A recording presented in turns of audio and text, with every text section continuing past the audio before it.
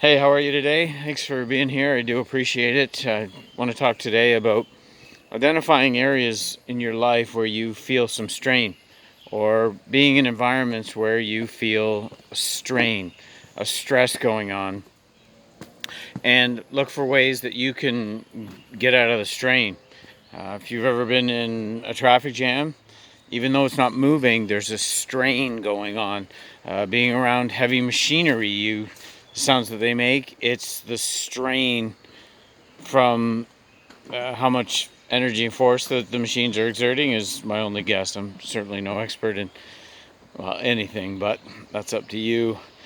And you can, in your life, recognize that relationships, some of them feel straining. Tasks that you do, there are, like an exercise, a good stressor.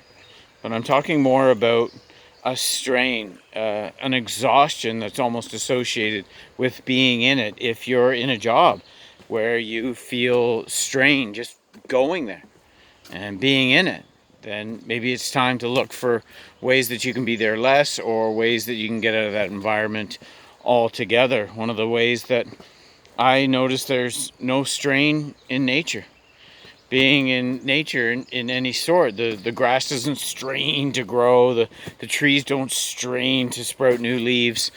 And so bodies of water as well, there's no strain. Though there might be currents, there's going to be the ebb and flow, waves, things like that.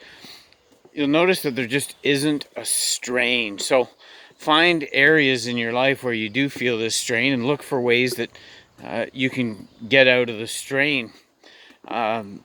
Using meditation and practices that allow you to be centered inside yourself.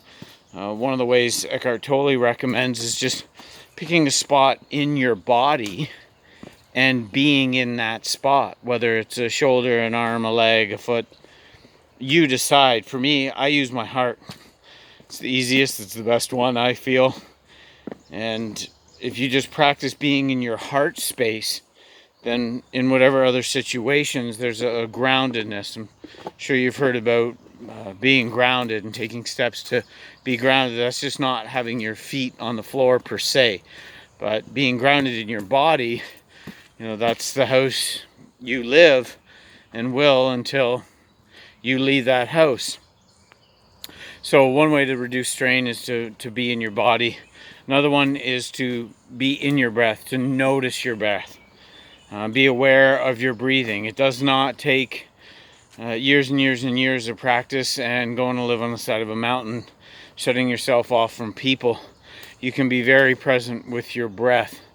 And presence, I think, is the key to not necessarily avoiding the strain, but to not have it affect you as much.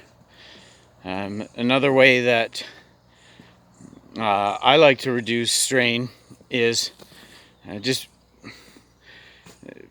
try this with me. Pick a spot on the wall that your eyes fall naturally on, and be behind your eyes. And just being behind your eyes. You're in your head without being in your head per se, and being behind your eyes. And once I am used to that feeling after practicing, it then suggests that you move back slightly and up slightly, and you remove yourself from situations by anchoring yourself in that place of, and then dealing with your surrounding areas. If you really want to surprise somebody in a conversation, get really present behind your eyes, really be there and look at them. And in conversation, they may just stop and look at you for a minute, but what you're really doing is connecting with that higher part of you that then is connecting with that higher part of them. We're all one, we're all the same, we're all connected. What happens is, through the stress and strain that goes on, we can forget about that connection. The connection can weaken. So I urge you, do what you can. You reduce the strain in your life, you're going to enjoy better relationships. I bet you're going to make more money, and you're going to have a good time doing all the things that you have to do. Sometimes we call them necessary evils. I don't necessarily look at it like that. You're in the situation that you're in whatever it may be and however much you like it, because it's important for your evolution of your consciousness at the time. So reducing the strain of any sort of situation allows us to be in ourselves, be connected to that higher us, and really learn from the situations, so we don't have to go redoing those similar types of situations to get the lesson we needed. If somebody told you you had to do grade 9 3 times over, you'd be, forget this. I'm just going to apply myself the first, maybe the second time through. So realize that by being present in your body, by looking for ways to reduce the strain, you can recognize the lessons that are in all the situations that you seem to be facing. And by breaking that pattern, by coming awareness of why you do those things, by looking past the strain, looking past the anguish, really looking past those lower vibrating emotions, you'll get a chance to move on to bigger, brighter, and better things. So that's what I want for you. It's what I want for all of us here on this planet. You go and be the change you wish to see in this world, and I'll talk to you next time. Peace.